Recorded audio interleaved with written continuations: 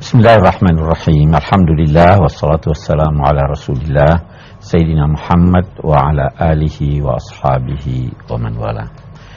Kali ini kita akan membahas surah Al-Balad. Ada juga yang menamainya surah La Uqsimu Bihadzal Balad.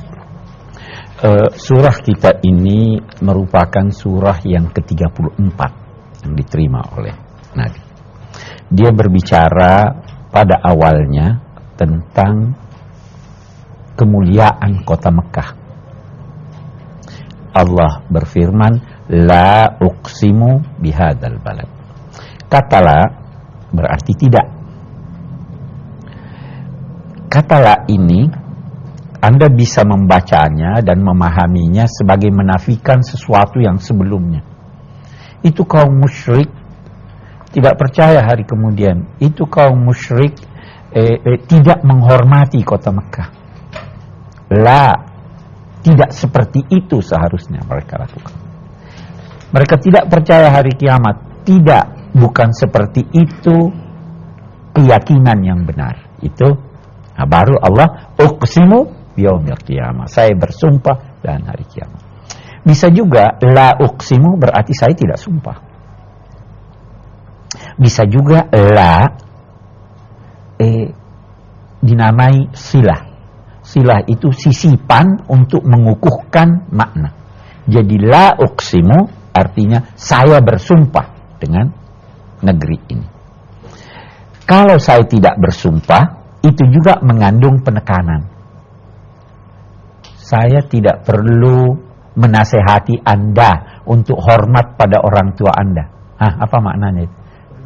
Sangat perlu, ya kan? Nah, saya tidak perlu bersumpah dengan kota Mekah ini. Sebenarnya perlu, ya. Saya bersumpah, saya menekankan. Ada yang ingin saya tekankan. Seakan-akan begitu. Kalau kita fahami, la berarti tidak. Betapapun, la uqsimu bihadza al-balad. Hadza itu menunjuk yang dekat, kan? Sesuatu yang dekat ini mengisyaratkan dua hal. Bahwa kota Mekah itu dekat pada Tuhan. Orang yang ke sana bisa dekat pada Tuhan. Mengapa? Rumahnya ada di sana. Di sisi lain, kota Mekah itu dekat di hati manusia, di hati umat Islam. Karena itu, walaupun Anda sudah pernah ke sana berkali-kali, masih mau ke sana lagi. Karena itu dekat di hati Anda. Itu isyarat, ya. La uqsimu bihadzal balad. Al-balad yang dimaksud adalah kota Mekah. La uqsimu bihadzal balad wa anta hillun bihadzal balad. Wawu bisa mempunyai beberapa makna di sini. Yang pertama bisa menggambarkan keadaan. Seakan-akan saya tidak bersumpah dengan kota Mekah ini, padahal engkau wahai Muhammad hillun, dihalalkan segala yang haram atas dirimu oleh kaum musyrik. Menganiaya itu halal atau haram? Haram. Dihalalkan. Seakan-akan kalau kita pahami begini, hei, ini kota Mekah agung. Walaupun terjadi penganiayaan atas orang yang paling agung. Jangan lecehkan kota Mekah. Walaupun terjadi penganiayaan di situ. Saya beri ilustrasi. Kalau saya pergi ke satu negara atau satu kota, kemudian di airportnya saya diganggu, diperiksa ini, masih mau ke sana lagi atau tidak? Saudara bisa berkata, saya tidak akan pergi ke sana seumur hidup. Dasar kotanya, dasar negerinya. Ya.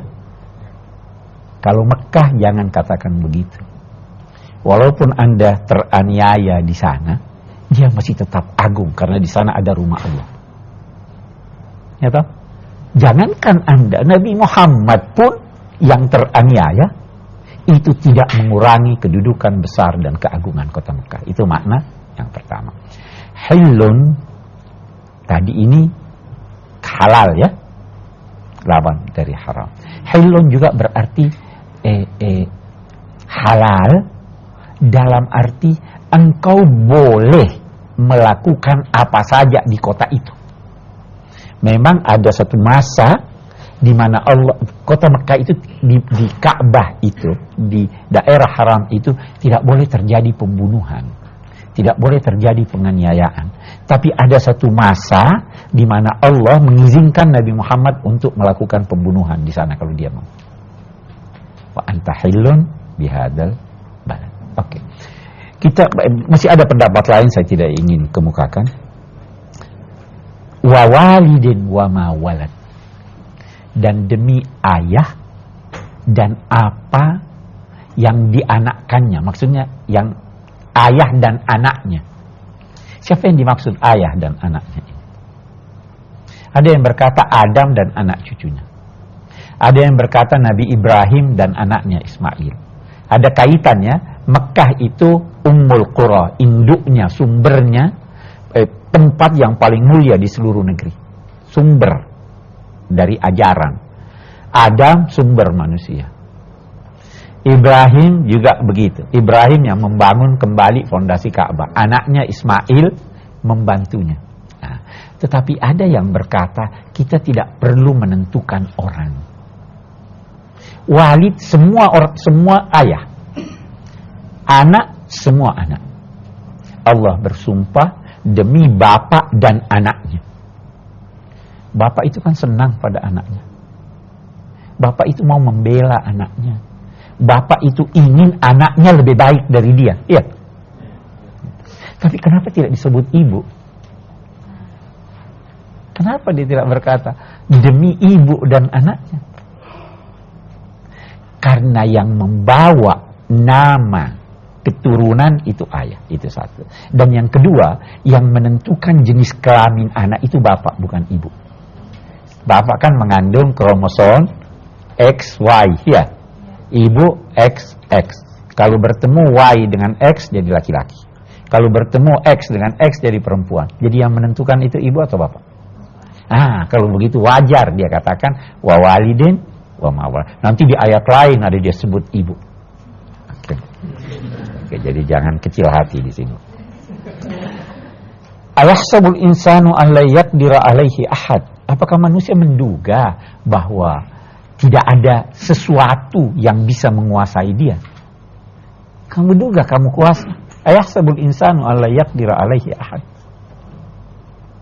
Jangan duga, jangan sama sekali duga. Karena itu jangan melakukan penganiayaan. Mengapa? Ada yang bisa mengatasi Anda. Itu ada ungkapan, kalau kekuasaanmu mengundang kamu untuk melakukan penganiayaan, ingat kekuasaan Tuhan atasmu. Iza da'atka qudratuka ala zulmin nas, fatadzakkar qudratallahi alaik. Hei manusia, kamu kira tidak ada orang yang bisa mengatasi kamu? Allah. Paling tidak akhirnya Allah. Sekarang, ini setiap orang bertingkat-tingkat kan? Ada yang bisa mengatasi dan pada akhirnya Allah. Ayahsabu Allah yaqulu ahlaktu malal lubada. Ini manusia ada yang sangat sombong. Dia katakan, saya sia-siakan harta yang banyak. Ahlaktu, saya sia-siakan. Lubada itu berarti sesuatu yang banyak dan berkumpul. Itu sebabnya singa kan ada rambut di belakangnya. Itu namanya labida karena dia berkumpul. Kalau banyak tapi bercecer-ceran tidak dinamai lubada. Anda mengeluarkan harta, ini sedikit, itu sedikit, tidak lubada. Ini orang terlalu sombong nih. Saya membinasakan, menyia-nyiakan harta yang banyak. Seakan-akan dia merasa kaya raya. Ahlaktu malal lubada. Jangan angkuh dengan kekayaan kamu, dengan apa yang kamu keluarkan.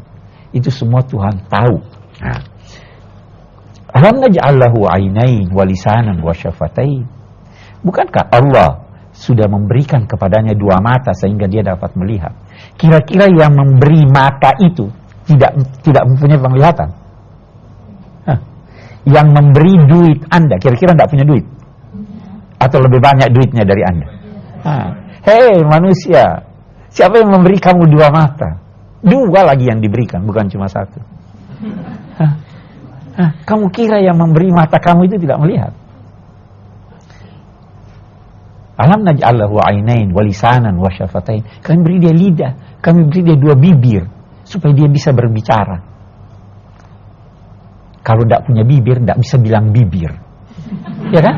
Karena B itu. Ini yang diantar oleh Allah untuk menyadarkan manusia. Kita akan diskusi dan akan kita lanjutkan ayat-ayat kita.